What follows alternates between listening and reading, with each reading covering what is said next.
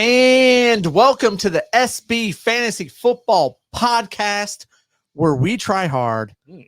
I'm your pal Alan. I'm Rapid Dave. And Rapid Dave as always, and we're back.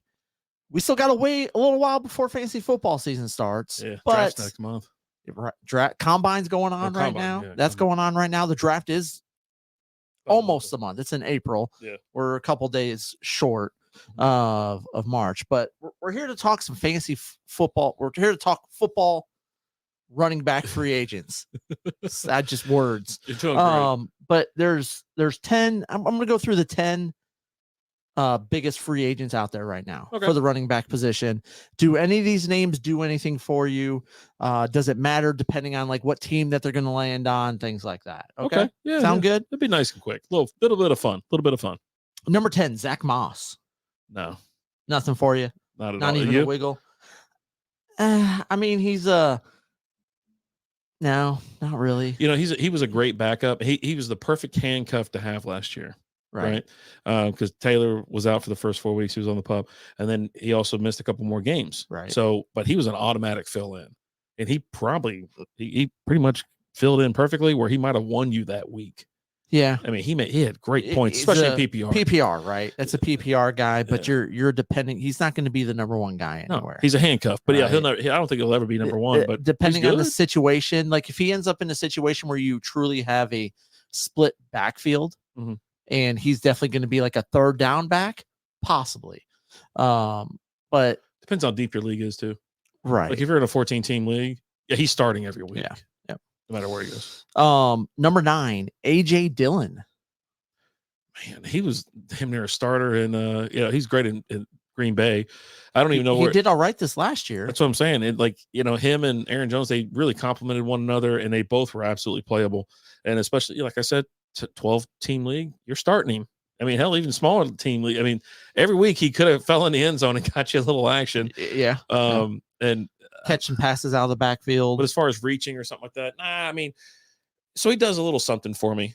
But depending on the situation. Yeah, it's going to be situational for sure. And if he's going to get that starting role, he's a big boy. He is for sure. Yeah.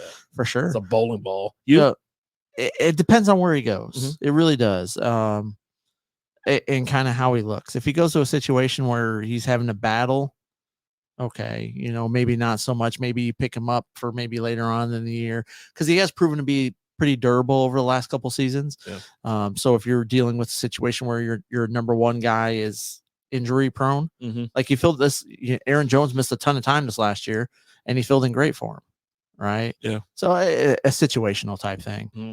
Devin Singletary at number 8. I like him. I liked him when he was in Buffalo. I liked him down in Houston. Boy, he was the guy. He got it done towards the end of the year. Yeah. So it just kind of depends where he lands, what kind of team they're on. He was primarily the pass catching back up in Buffalo, and then they're like, "Hey, this guy's pretty good. We're gonna let him run some routes, but we're also gonna hand it off to him and let it, pound a little bit." And plus, what's his name? Pierce was hurt quite a bit. Then when he came back, he pretty much lost his role. Yeah. So he did quite well. So depending on where he is, what kind of system they're running in, and how many running backs are in the stable, I would keep an eye on him for sure. Like he does. If he re-signs with Houston, I think I like that. Oh, I'm leaning right? in him. Because CJ Stroud did show a tendency to go to him and has some trust in him. Got good hand speed. Yeah. He's breaking tackles and stuff like that, making players miss. So he can get it done. Okay. Yep. Number 7, J.K. Dobbins. Every what do you hear every spring, or not every spring, every June, July, or August? He's healthier than he's ever been. And then what happens in the first week? Yep, there you go. And then he's hurt. Yeah. And that's the thing with me. He's very injury prone. There's a reason why he's a free agent and why Baltimore's wasn't trying to sign him, because the guy can't stay healthy. Yeah, and he was trying to negotiate again last year. He's like, I want to get paid. Like, you haven't been on the field but like 6 games. Play 3 games and we'll talk. Yeah, right.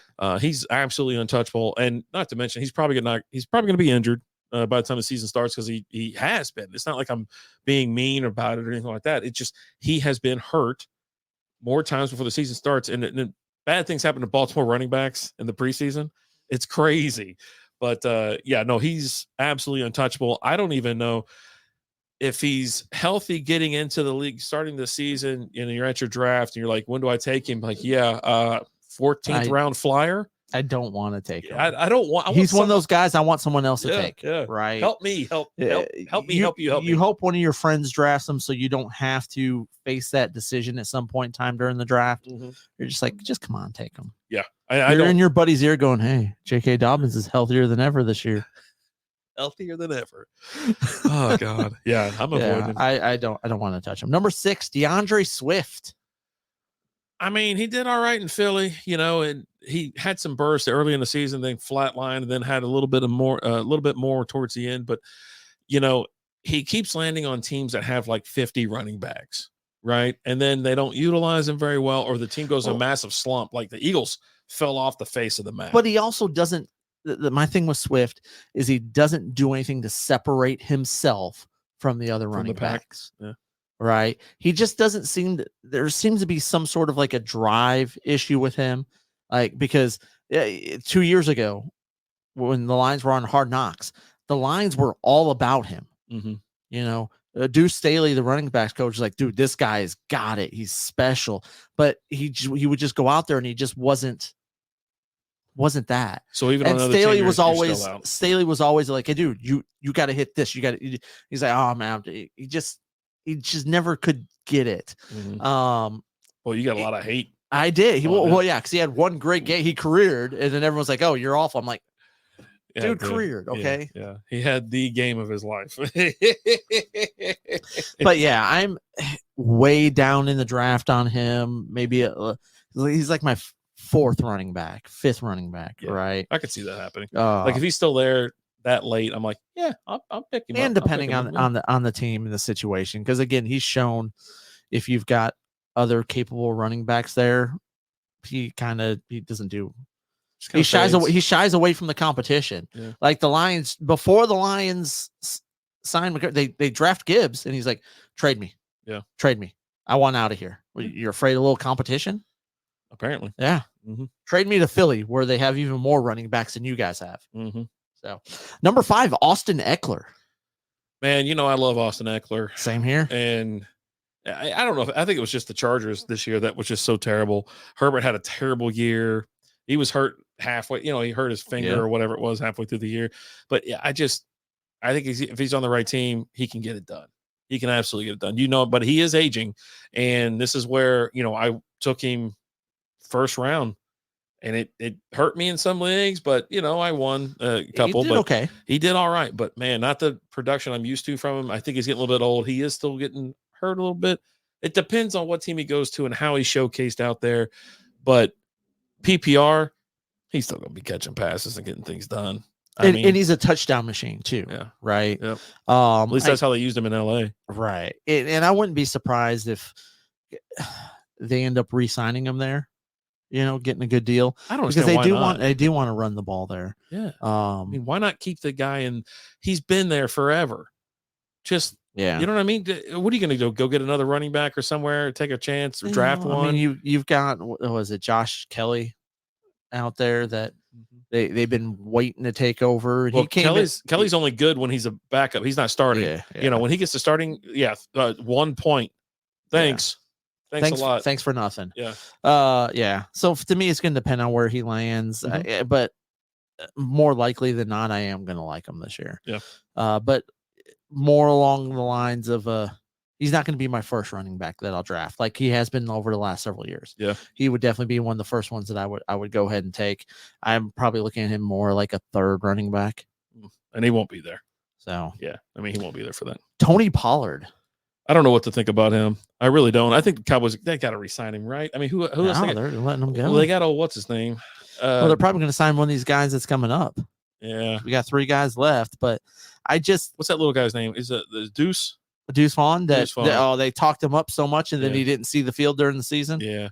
I don't know where Pollard would go. They talk about him, several teams, but I mean, if he gets onto a team that he's always been second fiddle, right? Like, but that's where he exceeds. Change of pace. Right? Yeah. He was real great when Elliott would go out there and pound on the defensive line for 3 quarters. Mm-hmm. And then when they were tired, you throw Pollard in there and all of a sudden he looks awesome. Yeah, it's crazy, right? That's because they're tired and you're fresh. Yeah.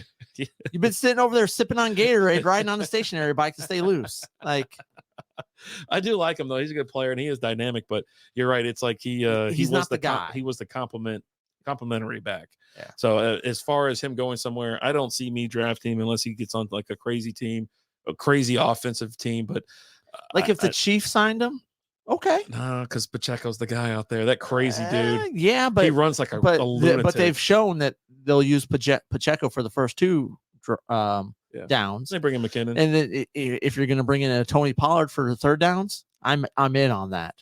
They'd have to get rid of McKinnon and CEH out there. Then I would be in, because then you don't know who the hell's coming in the game. Yeah. But if they sign him and they pay him the money, it would be him. Pay that man his money. Yeah, it would be him. Number 3, Derrick Henry. And I heard about him going to like Miami today. And I was like, yeah, put him down there with 5 other running backs, Mostert and A-Chain and whoever else. Who are all incredibly fast, right? The thing I say a lot with Derrick Henry is with the Cowboys. Yeah. But I just think I was down on Derrick Henry last year, and he didn't really he was He's on a terrible team. He's on a terrible team, but he also had like a huge usage the year before. Yeah. And everything shows. If you have as many, you think he had over like 400 touches. You have over 400 touches in the season, your next year is going to be shit. Yeah. That's all there is to it. Now we're on the next year after that. So right. He should be kind of fresh. But he is getting older. He does get hurt almost every year where he misses a handful of games. If he goes to a good team, like if he goes to if he goes to Dallas, dude, that big old dude he's going to be a touchdown magnet. He's going to be getting 1 TD a game. I guarantee it. They're going to feed him like they used to do with Zeke. You know what I mean? And well, I don't think he has that in him anymore. He's still big. He's still big, but I don't think he has that usage in him. No, I'm talking touchdowns. I think you're looking at 10 to 12 touches a game. Oh, Jesus Christ. Then why sign him? Because I'm sure he wants a pretty good contract. You know what I mean? I'm just saying. Yeah. All right. He's getting older. Yeah. All right. I got you. Yeah. I got you. Number 2, Josh Jacobs. He's had flashes. He's been all right. He gets hurt. Where would he go? Where would he land? That I think that it would be something where I would pick him up. I just don't draft. I don't draft him. I don't know if it was because he was on the Raiders or, he was just ranked really high last year where I didn't get a chance to get him again on the come around. But I don't know what team he goes to where I'm like, yeah, I want that guy. Maybe the Raiders or where Austin Eckler just left, the Chargers. Maybe over there, because over there, I bet you he can flourish. Yeah, I'm just down on him. I don't like. I just don't think he's that great. Yeah, he had a good year a couple seasons ago, but again, over 400 touches, right? And after you have that 400 touch mark, you're just kind of like, he wasn't bad this year. He wasn't bad this year. Good. Yeah. And then number 1, Mr. Saquon Barkley, which is another guy that's rumored that could end up here in Dallas. Yeah. This is he's still young. He's been on a garbage team. Terrible team. They overpaid their quarterback. They got hurt immediately. That's the thing, right? They either had to pay Barkley or pay. Well, they made the wrong decision, didn't they? Paid Danny Dimes, and they paid Danny Dimes. I mean, maybe he comes out and slings it this year. Maybe. Probably not. Yeah. Especially because he isn't going to have Saquon. Like, he was good the year before because he had Saquon there running the ball, taking all the pressure off of him, right? Yeah. You're not going to have Saquon there. Who knows who's going to be the running back there? Is it Gallman? He's still there? I don't know who the hell's there. Is that guy even still in the league? I don't know. I think what hurts Saquon is his durability and things like that. Like he is very, very durable, but he does get hurt quite a bit. Like that ankle, right? That ankle's always a problem, and he will miss a couple games. But if he gets on a team like he was with New York, as far as like the usage, the overall usage of him has always made him such a great pick, and especially in PPR leagues because he does catch the ball out of the backfield. Now, here recently, I think this past year, the year before, they slowed that down a little bit. They brought in a different back to catch out of the backfield and stuff like that. But I think that was just to rest him. So that they're losing. They made the playoffs 2 years ago. They didn't make it this year. Tommy Cutlets couldn't cut it. Couldn't get it. I like him too. I like Tommy DeVito and his family. They're wild as hell. And it's like, yeah, here we go. But well, that was because you spent most of the time thinking he was related to Danny DeVito. And I was like, he's not. You're like, what? That's Danny DeVito. But with Saquon, it's another tough year. We'll see where he goes. And I think he's going to end up again. He's a free agent, so he gets to choose. They didn't talk about franchising him again. They ain't going to franchise him. No, again. You got to get top 3. That's going to be. It's a lot of dough. Yeah, because they franchised him last year. That second year is. That's right. That's right. You got to pay. Yeah. So I think he's going to end up on a good squad, on a good team, and someone's going to pay. I mean, not top dollar. But he's gonna make some decent money. Mm-hmm. But he's gonna go to a team that's got a chance to win. I don't see him going, hey, you know what? Let me go over here to Carolina and we're gonna build something here. No, he's not going somewhere where they're building something. He's going somewhere where they're good. Yeah. Where they're, hey, we need a running back, and you know how to run the ball. Let's team up. You could see Pollard going out to like Carolina though. Like Pollard being one of those guys. Yes. They'd be like, oh, man, Carolina. And then I'm done with them. Yeah. Like, oh my God. It's such a train wreck out there. If there's a team that needs to be relegated to like the XFL or USFL, whatever it's called now, UFL. It's them. Yeah. They need to be relegated. And it used to be Jacksonville. Like people talk about how bad Jacksonville was. Now it's Carolina. Yeah. They're awful. So they're bad, terrible. so bad. But yeah, that's your top 10 free agents, running backs right now. It's a good list. We'll see where they land. Maybe as these guys start to land on teams, we'll come on here and be like, hey, what do you think? Yep. Do you like them? Do you not like it? What do we got? But guys, thank you so much for listening. We appreciate you guys. Make sure you smash that follow button, hit that like, and we love you.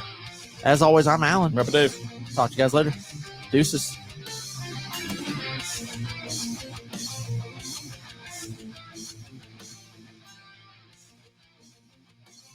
Thank you for listening to the SB Fantasy Football Podcast.